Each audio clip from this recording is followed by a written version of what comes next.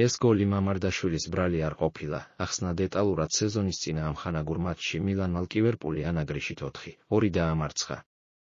გიორგი მამარდაშვილი მოედანზე მეორე ტაიმში გამოჩნდა და სამწუხაროდ 3 გოლი გაუშვა.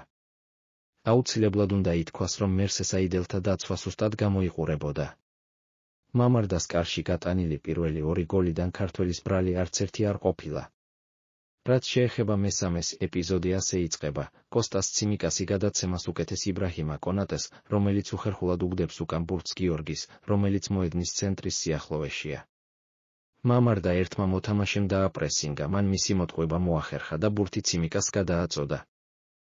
ობიექტურობა მოითხოვს ვთქვათ, რომ ამ მომენტში უმჯობესი არ მოტყუება, არამედ ბურთის წინ გაგზავნა იქნებოდა, თუმცა პოსტფაქტუმ საუბარი მარტივია. ციმიკასმა ბურთი უხერხულად დაამუშავა, 2 ფეხბურთელი პრესინგზე ავიდა, ბერძენმა ბურთი უკან ისევ მამარდას ძალიან უხერხულად მიაწოდა, რომელზეც ფაქტობრივად ის ზემოთ ხსენებული 2 კაცი უკვე ასული იყო. თანაც როგორ პასს აკეთებს ციმიკასი.